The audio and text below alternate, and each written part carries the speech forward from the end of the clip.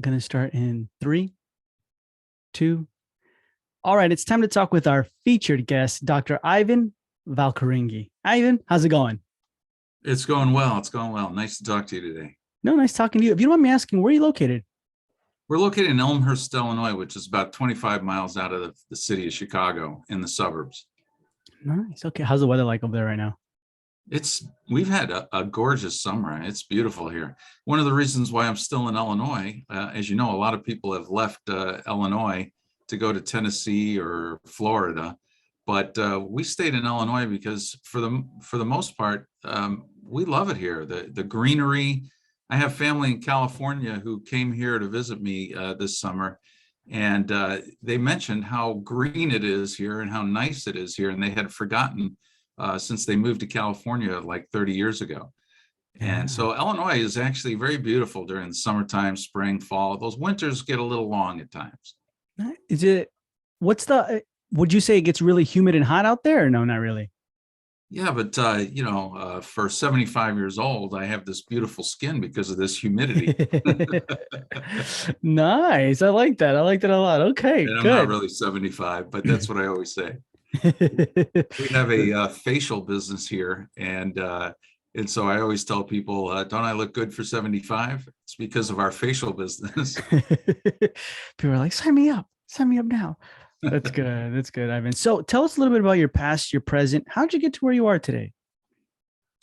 Oh my goodness. I've been in practice 36 years. You're asking a question that could possibly I could write a book on, but basically, dentistry has taken me through several offices, several different reinventions, and to keep it interesting, the burnout in dentistry is so high; it's something like 60%. And so, if you don't find ways to really make it exciting and be passionate about something, you could suffer the burnout that so many dentists do. So Mhm. over my career, just even getting into dentistry was kind of unusual. I don't know if you want me to go back that far, but Yeah, let's do that. Let's do that. okay. So just even getting in, I have two older brothers, 7.5, 8.5 years older than me, that are physicians. Everybody in my family is in healthcare. Mhm. And so even getting into dentistry was something unique. I discovered a couple of things I didn't like about medicine as I was experiencing medicine through my brothers and working in hospitals and even convalescent centers. It was kind of a negative environment. It was full of sick people, and I didn't like that part of it. And then I didn't like the lifestyle part of it. I don't mind being identified as a dentist. I've rarely introduced myself as Dr. Ivan Valcarengi because I have so many other interests, and dentistry seemed to provide the time to cultivate those interests. So, I was a near professional cyclist for 26 years. I was a court pro in tennis. I like to jump out of airplanes, race cars. I had a lot of interests, and I couldn't see doing that in medicine because it's it's so all pervasive medicine. It's your whole life. And Mhm. so when I looked at my older brothers and their lifestyle and how medicine just occupied their entire lives, I thought, let me try this dentistry thing out and see if that's any different. And I took a pre-dental course in college, and it was all about doing things with your hands and carving things out of wax. And we actually made a goblet on a lathe. I mean, where do you get to do that and in a profession? And so that kind of turned me on. Now, so I went into dentistry, and it was very exciting to go through the early years of dentistry. But then when you get into practice, the reality of practice is very different. It's not all fun. It's not all artistic. In fact, it's very, I would say, traditional. Everything in dentistry was done before you by other dentists. And so you're kind of into this routine. And so that was kind of difficult for me in the beginning, was to learn how to be myself and be distinguishable from other dentists. And Mhm. that's very difficult because dentistry is done a certain way and everybody does it the certain way. And so early on in my practice, first of all, I was in the public health service for 3 years, and that was not super rewarding. It was rewarding in the fact that we were helping people in underserved areas. But then when I started my practice, I started from scratch because I couldn't find a practice to purchase. And it was really providential at that time because I got to create the practice that I wanted rather than what was expected of me and what some other dentist had built. And so starting my practice from scratch, while difficult, proved a good way to use my artistic side of my and creative side of my brain.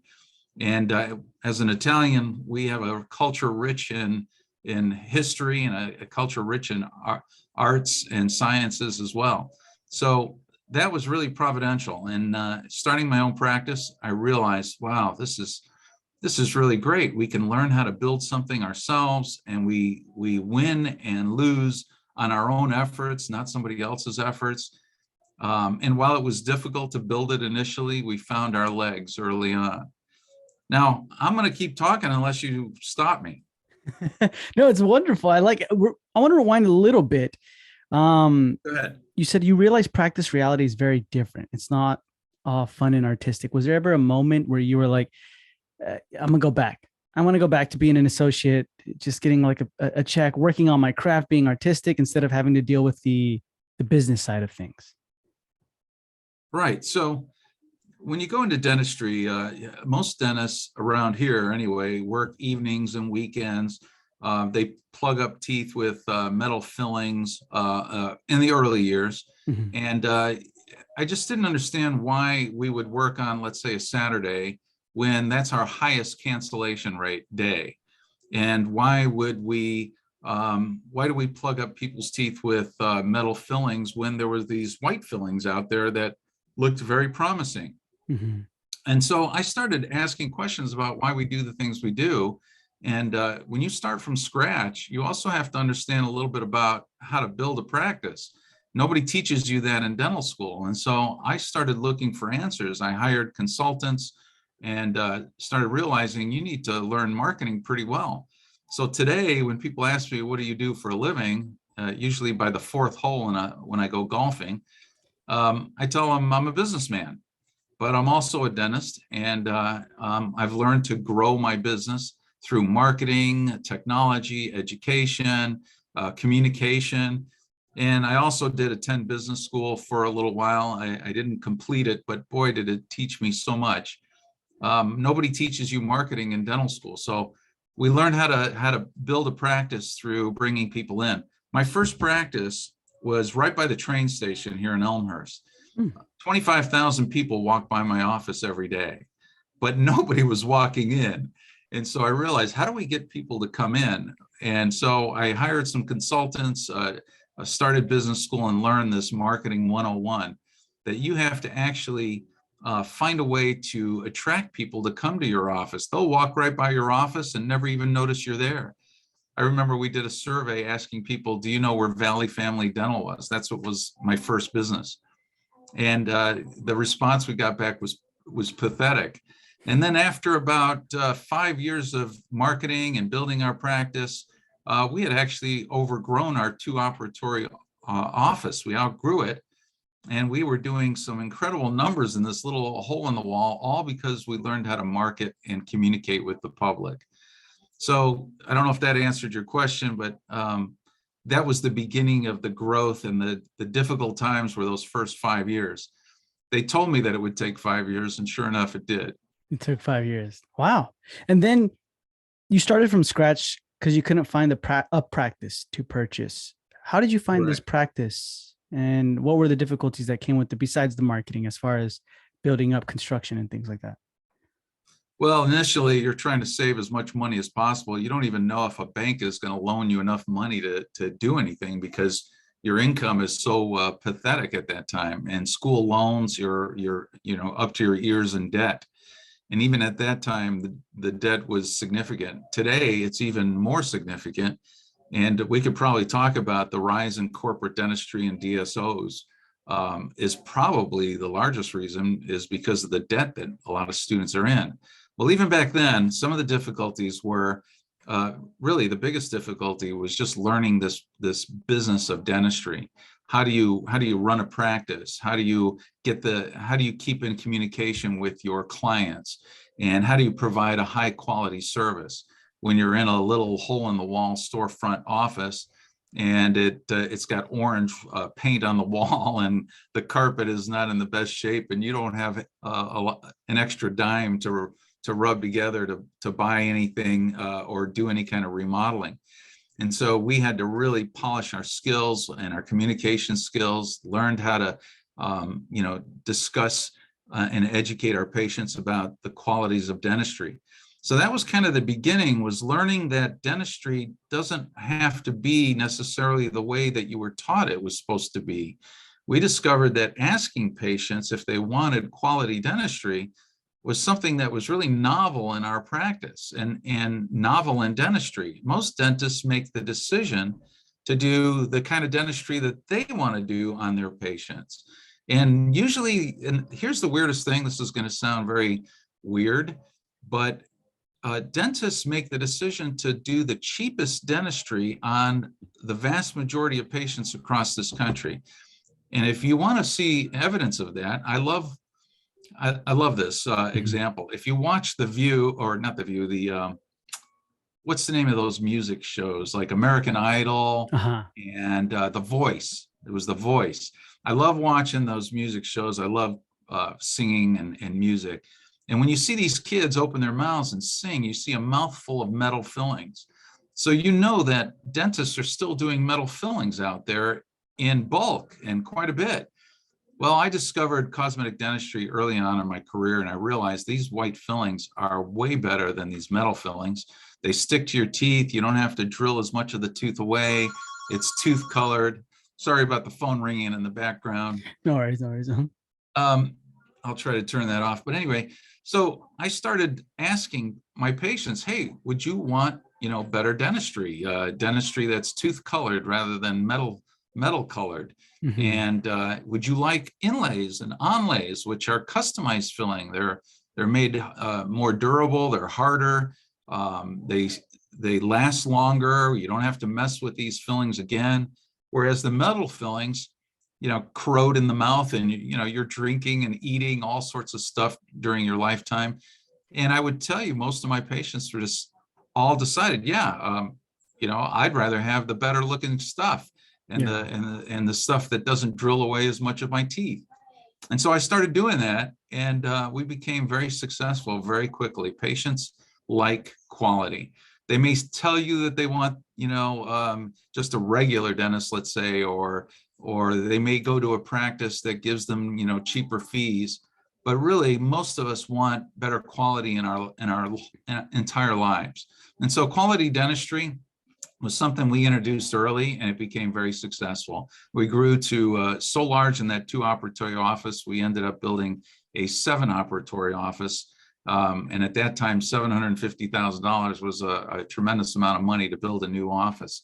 Yeah. And even in that first year, we grew 25%. So there's a demand, especially in a nice community like Elmhurst, for quality dentistry and a better environment. We had a beautiful office, colonial style, and patients commented very often about how wonderful it was to be in our practice. Yeah, so that was nice. Some of the difficulties leading to some of the benefits.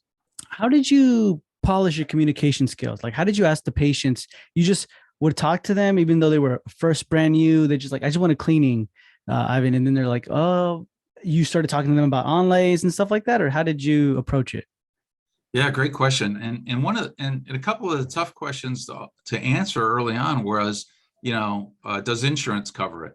That question threw so many dentists off.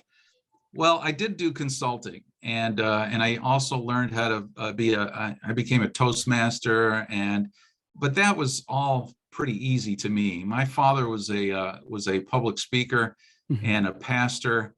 And so it kind of was in my blood. I spoke in front of audiences many times, and speaking to people was not difficult. But when I was going through the consulting, it was interesting to watch how doctors really struggled with communicating with patients about, dentistry, just telling them what dentistry or what problems they had, and what dentistry could solve their problems, and what the cost of treatment was.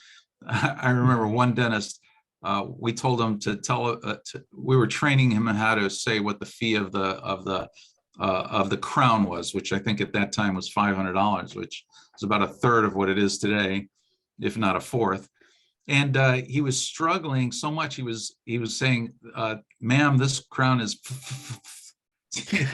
and it kind of made me laugh, because that's not difficult for me to say what things cost. When you go to the store, they tell you what it costs. You either pay it or you don't. Yeah. When you go buy a car, it's tens of thousands of dollars, and the dealer has no problem collecting that money from you. Mhm. So I was wondering, why do we dentists have such a hard time telling patients the cost? So I think it kind of came natural, but I did have some training. I did do some communication training and had consultants, and it was very, very beneficial to learn, what do patients hear and what do they want? And one of the things I discovered is I'm really good at talking, but I'm not as great at listening. And so it's when you learn the skill of listening, which is the number one rule in a communication cycle, is you just sit back and just watch patients and listen to patients and really duplicate what they're saying. It's kind of like marriage counseling almost, where they make you duplicate what your marriage partner says so that you really understand what they say. And when you learn that communication cycle, you then develop a relationship with that patient. They call it just rapport in the beginning, in the first stage. But when somebody feels really listened to, it's amazing the magic that happens between two individuals. And so learning listening skills was probably the most important communication skill there was. And then learning to articulate the options of treatment, which you would think would come natural to dentists. It's called an informed consent. You have to tell patients what the options of treatment are, what the risks of treatment, the risks of not treatment. And amazingly, we have a hard time doing that in our profession. When I became really good at it, it was just amazing how it worked. Patients, understood, they felt good about their choices, and they were informed about their choices. And also judgment is a part of that as well. If a patient chooses a treatment that you really don't think is the best treatment for them, you have to respect that decision. And so I would not judge them. I would say, you know what, that's your health, your decision, and I will honor that decision. So those are things that, if I could teach young people today what to do when they start in practice and how to communicate with patients, that would be step number one. To listen, like communicate, listen, validate their point, kind of like that. That's interesting. I like that. Learn to articulate the options of treatment. Because if I do feel that kind of comes to a difficulty where the patients sometimes like, I just want whatever my insurance can cover. Does my insurance cover that? Does it cover that? No, it doesn't. And then they're, and we're kind of stuck in a way where like automatically we think of discounts as a treatment coordinator, and you're like, okay, well, let me just try and discount. This is going to be your option, but we decided to discount it to this. And they're still struggling accepting that price. So we're kind of like, okay, well, give us a call whenever you're ready, which I feel is not the best way, right? That's not the best way. Those are the little nuances of communication that you learn. The insurance question was such a tough question.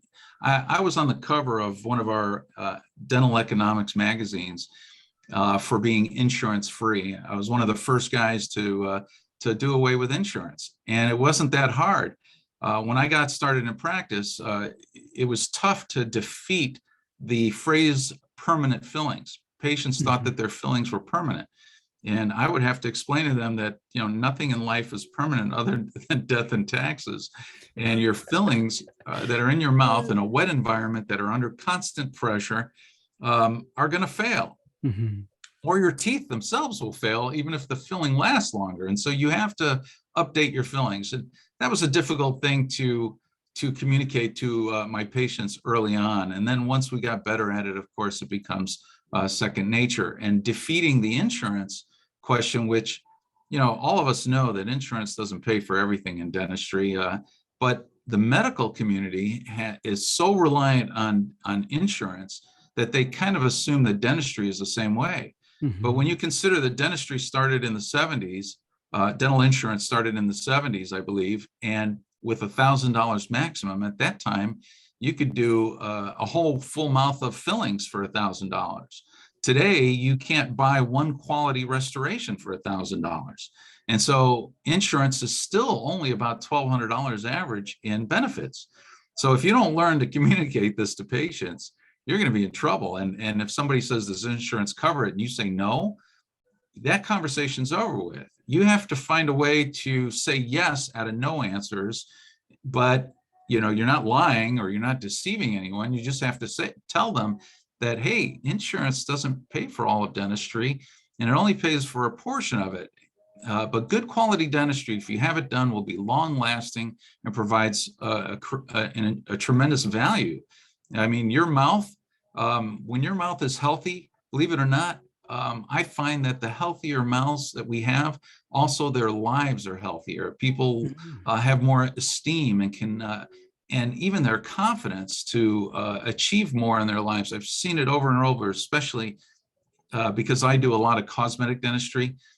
When you change people's smiles and improve their smiles, their value for life improves. I can tell you story after story of somebody who has gone on to bigger and greater things once they felt so confident and their esteem went up in dentistry. So these little questions about insurance, to me, they're little questions. They're big questions to a lot of guys, a lot of dentists out there. But when you learn to communicate how silly it is that we make dentistry an unattainable thing because it's not paid for by insurance, then you're going to really limit yourself. You're going to lose patients and patients aren't going to come to you. But when you provide value and you tell them that this is something that will improve your life, will last a long time, we spend a lot more money on things that don't count half as much. Large screen TVs, the cars. I mean, what's the average car go for today? And we're still buying cars en masse. And did you ever wonder why there's so many commercials on TV for cars? They need those commercials to sell you something you really don't need. But dentistry is something that improves your lifestyle, improves your esteem, improves your health and confidence. These are things that they're more valuable than diamonds. Yeah, that's so true. Those difficult questions are not tough to answer once you start putting it in the perspective of, how do we live our lives? Now, if somebody comes to me and says, Dr. Ivan, I can't afford to do this right now because I'm remodeling my basement, I'm like totally on board with that. I get it, but don't let it go too long so that it causes you a bigger problem. And when you're ready, come on in and we'll do your dentistry. Nice. Do you do anything extra to have the patients accept treatment? I don't know, maybe show them something or anything like that, or it's just pure communication and that's it? My goodness, Michael, you are asking some of the best questions. For a young guy, you're very astute. So do I provide anything extra? I would say it's not that I provide anything extra. It's providing value for dentistry. People don't think about value for dentistry. Do you realize that almost everything in our health depends on your mouth? Even the air you breathe comes in through your mouth, the food that you chew, digestion, even sleep apnea today is treated because of the mouth with oral appliances. So the mouth has a tremendous value. And when you present that value to patients, you don't have to provide anything extra. And, selling dentistry, to me, it sounds like a negative word to sell dentistry, but we are selling dentistry and we're selling ourselves. And number one is, if patients don't feel trust in you, they're not going to trust anything you do or anything you present. So one of the important things that I recommend, especially to young dentists, is be very honest. I mean, it doesn't, be very honest with your patients because that trust comes across. And when people feel trust, which is what they still want out of their professionals, they will do what you recommend. It's that simple. I don't need to provide discounts. I don't need to provide a lot of extra things. Did I show patients x-rays in the early years? Yes, but that's kind of silly because they don't go to dental school to look at x-rays. I used to use intraoral cameras and show them pictures. Today, I don't need all that stuff. When you walk in my office, you can definitely see how this office is, it's very upscale. It's very well put together. The technology is obvious. We've got television screens everywhere, computers everywhere. I lost track of how many computers we have in this office. The electronic drill alone, patients love. When I switched to electronic drills, my goodness, it's so much quieter, and they drill so much more thoroughly and contiguously, rather than the old turbines that squeal in your ear.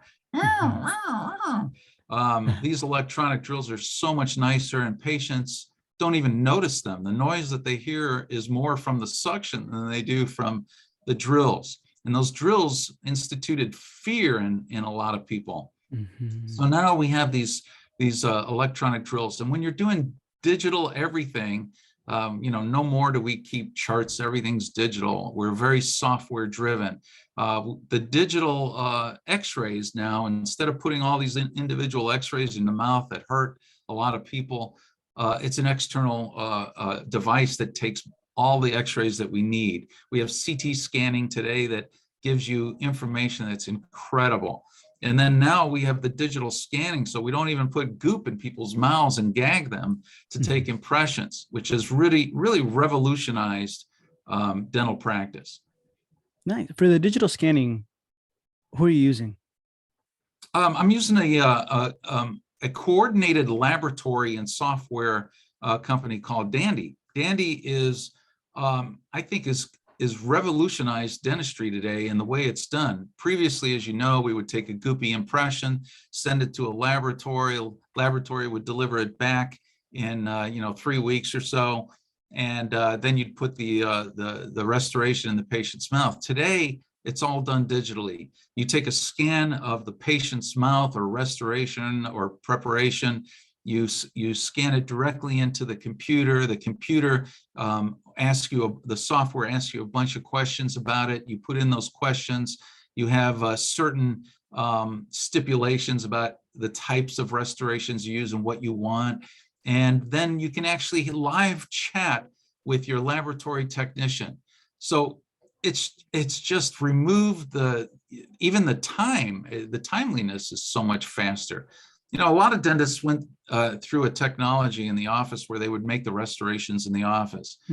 And I think it's great. A lot of dentists do it, but it's $100,000 a piece of equipment, and you're still doing about 15, 20 minutes of laboratory work, basically.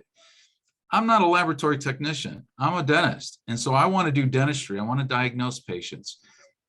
Dandy has taken all of that, all of my doctor instructions, put it into a software integration, fabricates it from those digital scans, and then sends me the restoration by mail, routine mail, or FedEx. That has revolutionized dental practice. My patients are like, wow, that is unbelievable. And they can actually see their teeth in different dimensions, 3D dimensions that are rotatable up on the screen. And then this is the best educational tool we've ever had, better than intraoral cameras. They can see on the screen their restorations, how their teeth look. So many people comment, oh my God, my teeth are horrible. I need to have better looking teeth. There's no better educational tool for patients to see their teeth than that software integration. It's really revolutionary. Yeah, and that helps with the treatment, right? Like acceptance rate, I would assume, as far as when they look at it. I don't have the need to sell treatment acceptance like I used to when I was younger, but I would tell you absolutely yes. Any young guy, any young dentist, male or female, who has this technology, can use this technology to educate their patients and gain treatment acceptance. When you see that in 3D, it's absolutely fantastic. Nice. Normally, what's the turnaround time for Dandy?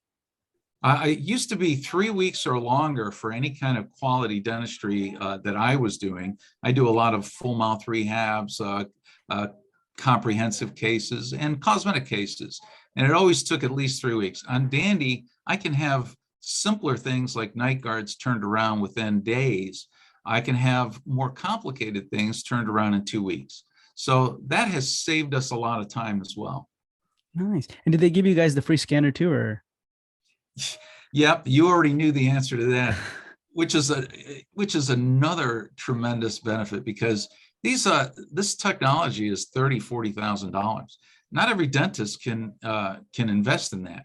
And so when Dandy comes on board and says, look, all we want is for you to give us a minimum amount of dentistry a month, which is easy to come up with that number. I do about 10 to 12 cases with Dandy a month, and really one case or maybe two cases at the most pays for your Dandy experience or collaboration. So it's very inexpensive to be involved with it, and they give you a $35,000 piece of equipment and integrate and support you every month, ad nauseum. I got to tell you, they probably think I'm the most annoying doctor around, because I love communication. I will communicate. This is how I want my night guards. I want it in an anterior position, this about a thickness. And I'm very, very communicative, and I have a lot of experience. So I know what I want, and they've been absolutely fantastic with me. So are there some bugs that need to be worked out along the way? Of course, but that's also another huge benefit. I've been met with nothing but positive reinforcement, positive communication from them. No problem, doctor. They're available all the time. I mean, it's just incredible. I don't know if there's a competitor out there, but I am so pleased that I discovered this technology in Dandy. Thank you for asking about it. Yeah, no, wonderful. That's awesome, Ivan. So transitioning a little bit here, for marketing and advertising, well, right now, how many new patients would you say you're currently getting a month? You know, if I told you my number, you would be shocked, because there are practices that get 100 new patients a month. I don't want 100 patients a month. I don't need 100 patients a month. A long time ago, I discovered the 80-20 rule, that 80% of my productivity comes from 20% of my patients. So I don't need a whole lot of new patients. I get one new patient a day at the most, and that's it. So I get about 4 new patients a week. And from those 4 new patients a week, when you discuss comprehensive care, when you discuss all of their treatment options, and they trust you, and you have a beautiful office with the latest technologies, it all sells itself, and patients understand the value of what they're getting. And I have a reputation. I've been around a long time, and so people kind of know that I know what I'm talking about. So I don't have to do a lot of that kind of marketing. I do marketing, extensive online marketing, don't get me wrong, but I don't need to do a lot of selling, I guess is the word I would use. Yeah, I get you. Like, at the same time, let me ask you, how, if a new patient comes in, how long do you spend time with them for their new patient exam? Yeah, you know, the typical new patient in a dental practice spends about 5 minutes with the doctor, and that's it. No, I actually will sit down across the table. In fact, I'm in that room right now, and I would just talk with patients. Hey, what are you looking for? What can I do for you? And sometimes the conversation's only 5 minutes, and they tell me exactly what they want. They say, "No, I just want cleanings and checkups, and that's it." I'll say, fine, no problem. And then if I see something that really sticks out, like, have you ever thought about this or that? I might bring it up. But there are other patients that come in for comprehensive treatment planning and or second opinions, and I will set aside as much as 20, 25 minutes to discuss this with patients. So my consultations could be rather long. The traditional practice might not be able to afford to do, 20, 25 minutes of consultation, but I'm not a high volume practice. I'm a quality practice.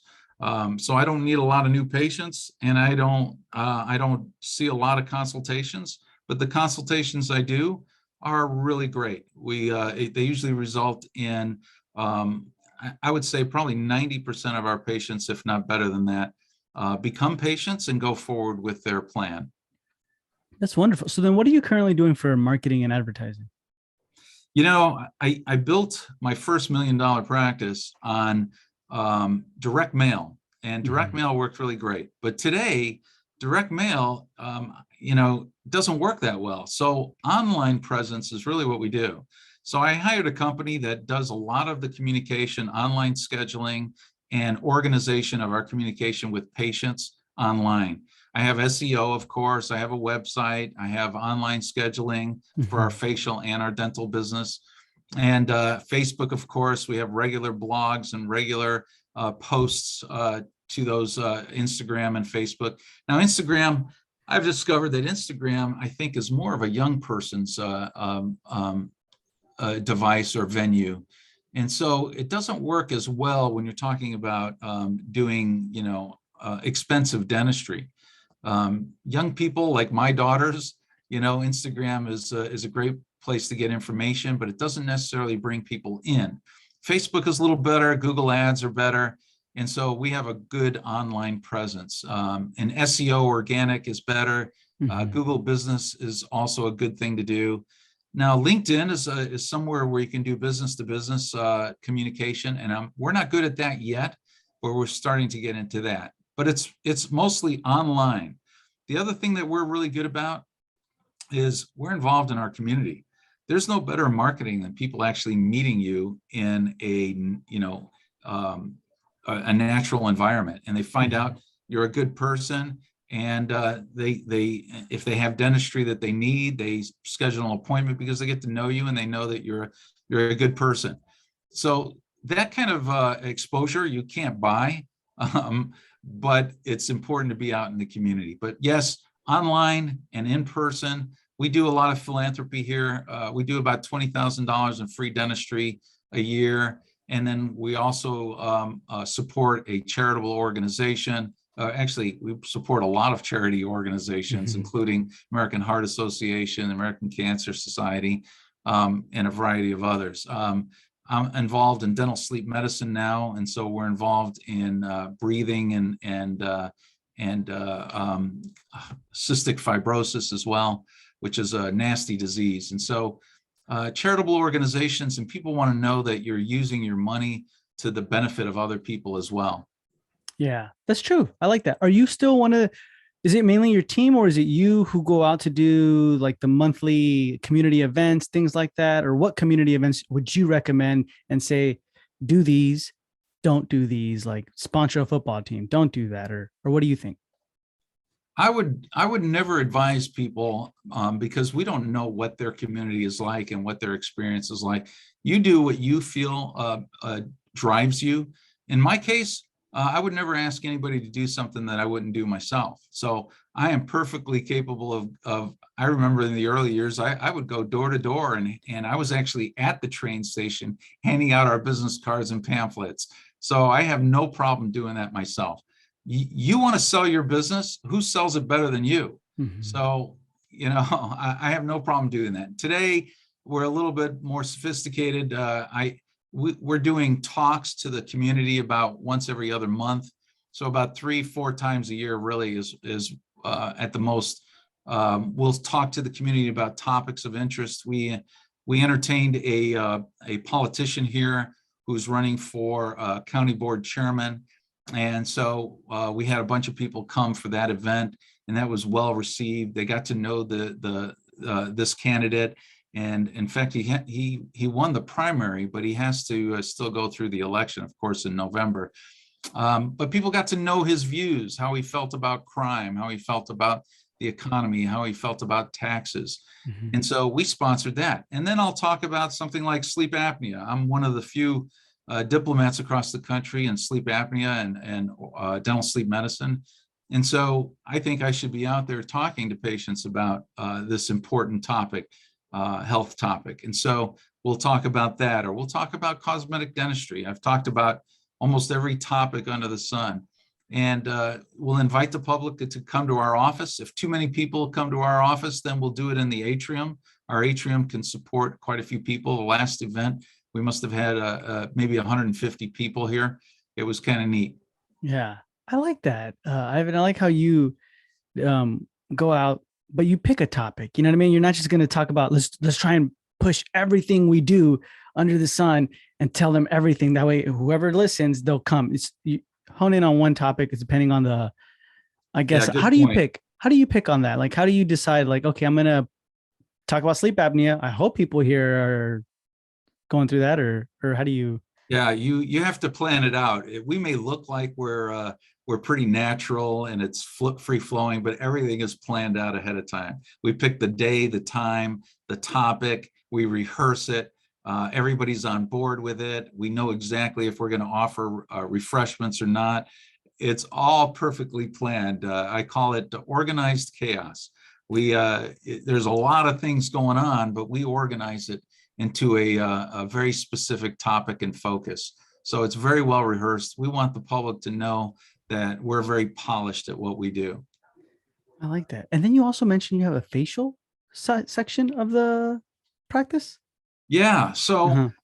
I didn't get a chance to tell you, but my road through dentistry has taken different turns, and I've reinvented myself. I'm gonna say I've had 4 different business plans at least, and I think it's Mhm. good because it keeps you fresh and it keeps you passionate about what you're doing. Well, facial, a few years ago I came across, actually it's quite a few years ago now. I came across the trigger point injections for TMJ problems, and I was a TMJ patient, had terrible jaw pain when I got out of dental school, and and no doctor could find the problem. I went to an ENT, a private ENT, and he told me that it was probably TMJ. And he said, "Well, you're a dentist, don't you know about TMJ?" And at the time, I didn't know very much. I mean, dental school doesn't teach you all the nuances of TMJ that we know today. And so today, and then after that, I started getting treatment for TMJ. I went and got 2.5 years of training at the Las Vegas Institute, a well-known institute for cosmetic and neuromuscular dentistry. So you get educated along the way, you get trained. And when you get trained at a high level in anything, cosmetics, implants, you feel more confident with it. And so I treated myself, and so I started developing it on my patients. And then what that led to was trigger point injections, which is you inject into some of the muscles that are triggering these the grinding and the pain, and it's amazingly beneficial. And interestingly, those trigger point injections kind of led me to sleep apnea as well. And so when you're used to doing external injections like that, I thought, well, this is Botox that we're injecting in a lot of these patients, and Botox is used for cosmetic purposes facially. And so there was a lot of patients that were getting, volume injections in their faces, and I thought it was excessive. And if they only knew about the combination of how teeth form the lips and a lot of the face and how the jaw forms the face, and with our injectables, conservative injectables, we could actually improve the facial contours of patients and their overall aesthetics. And so I started incorporating these services in my practice, and it led to this facial practice and business that I built. They're actually under one roof. Maybe someday we'll separate them out, but they're under one roof. And so basic good facial care is absolutely essential. So you can't go into a bunch of facial services like microneedling and hydrofacials and injectables and lasers if you don't have good facial structure to begin with in the skin. So we hired estheticians. We have estheticians that are medically trained as well. We use medical products as well as other expensive products like Yanka of Paris. And so our patients are benefiting from dentistry and facial together. So many people ask us about that. Like we have a car that drives around the area that says Radiante Dental and Facial. And so many people stop us and ask us, what do you mean by dental and facial? And so I have to create this elevator pitch to people to say why the face and dental comes into contact and why we're collaborating. And it's because your teeth and your mouth forms a large part of your face, and a good facial structure with reduced wrinkles and so forth enhances your aesthetics along with cosmetic dentistry. Yeah. I love that, man. That's brilliant. You know what I mean? To put those two together and then kind of talk about it. Wonderful. So Amazingly successful too. I was shocked. I didn't know if the facial part of this would be super successful, because so when I built this new office, I built the spa rooms the same size as our dental treatment rooms, which are oversized. I think they're 12 by 12s. The typical dental office, I think, is 10 by 12, or no, ours are 12 by 14s. So I built the spa room 12 by 14 just in case they didn't work and we'd have to make them dental rooms. But the spa rooms have been successful. We have a great esthetician here that is very medically based. Used to work for a dermatologist, and so people are starting to get it. We've been open here now 4 years, and it's been we've got the 5-year plan, and I think by 5 years we're going to be hitting all of our marks that we originally did with our business plan. Nice. Okay. So one of the last questions I wanted to ask you, Ivan, is throughout this process, I guess from the moment you decided to start your own practice, you know what I mean? Like from the ground up till today, what's been some of your biggest struggles or fails or pitfalls? Well, I hate to concentrate on the pitfalls and the struggles. Some of the struggles are struggles that almost all of us have had, which is the economy. I think in my career, we've had 4 different economic downturns. I remember 9/11. 9/11 changed a lot of us, 9/11/01. Right after that happened, actually, it actually started before that, but right after that happened, I went to my office manager and I said, I'm going to change the way the way we're going to do things. I'm so busy. I'm working 2 evenings. I'm tired. And the more patients you see, a lot of dentists don't realize this. They think they need a lot of new patients and they want to have a lot of patients. But the more patients you see, I'm sorry about that phone going off. Let me see if I can lower that. But the more patients you see, the more problems you have. So every single patient that you treat is a potential problem. So I was spending half my day being productive and half of my day fixing problems. So I decided I'm going to change the way I'm going to do things. I had 11 employees at the time, and I thought, you know what? I want the 80-20 rule. 80% of my productivity comes from 20% of my patients. I want to focus on those patients that appreciate us the most and came to me because I was distinguished from every other dentist. There's 100 dentists in Elmhurst, at least, and came to me for my expertise and my training. Cosmetics is one of those things that every dentist thinks they do cosmetic dentistry until you're highly trained in cosmetics and you realize that most of us don't know that much about cosmetics. And so people find me for my cosmetic dentistry and neuromuscular dentistry, and they get comprehensive treatment done, and it's very expensive treatment. I remember I had one dentist come to my office to see how I operated, and she said, I had one patient for the morning. It was three-hour treatment. And she said, did you collect any money for that 3-hour treatment? And I said, no, I had collected it beforehand. She prepaid for the treatment. And I remember how uncomfortable she was with that feeling. You mean you got no production or no collection today? And I tried to explain to her again, we got the collection already in advance. It's okay. Yeah. But that's so a-traditional. It's against what we're so used to. We're used to seeing a lot of patients. They pay at the time of service, and you see these dentists that hop from room to room. We didn't do that. We decided we're going to cut this down, and we're going to do high quality dentistry on fewer patients.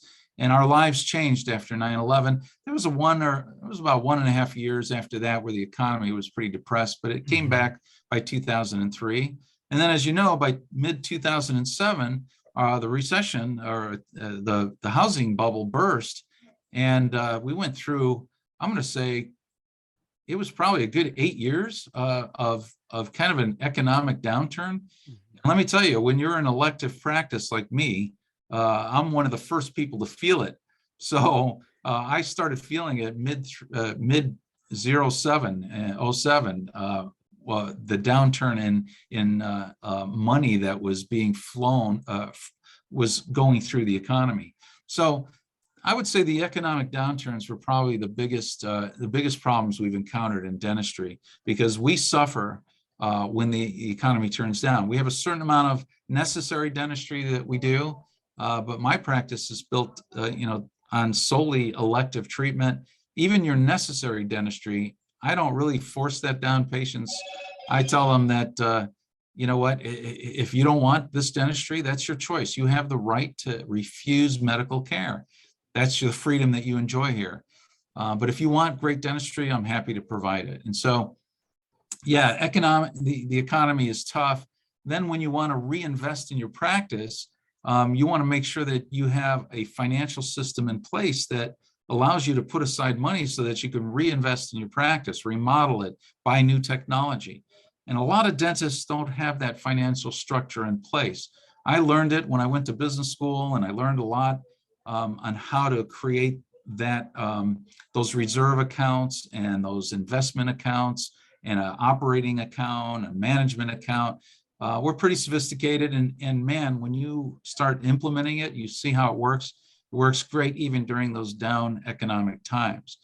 Um, you know, those are probably the biggest problems we encounter in dentistry, other than, every once in a while there's a patient unhappy, and those always bother every single dentist. But we try to turn that into a positive. And how can we help you? How can we turn it around? Never be afraid to apologize. Never be afraid to give a patient their money back. Never be afraid to make it right. And that's what you should always do in business. I like So that. those are kind of the pitfalls, but I don't concentrate on those too much. I concentrate on more, what are we doing for the future? What are we doing to build? What are we doing to grow? What are we doing to make people happy and healthy? Nice. Wonderful, Ivan. So thank you so much for being with us. It was a pleasure. But before we say goodbye, can you tell our listeners where they can find you? Yeah, I'm easy to find. I'm on the internet pretty easily. Ivan Valcarengi DDS, or Radiante Dental and Facial Spa, or radiantedentalfacial.com. I've got a variety, but you can find me. They all lead to the same place. My email, if you want to contact me, I'm happy to give you my email. It's drivan@radiantedentalspa.com. If you can kind of figure out how that's spelled, I'm not going to spell it out for you, but drivan@radiantedentalspa.com. I'm happy to answer anybody's questions who wants to write me. You can find us online very easily. Thank you for having me, Mike. Nice. Yeah. And guys, that's all going to be in the show notes below. So if you want to reach out to Ivan, just click on the links in the show notes below and reach out to him. And Ivan, thank you so much for being with us. It was a pleasure, and we'll hear from you soon. Hey, thank you so much. I enjoyed it.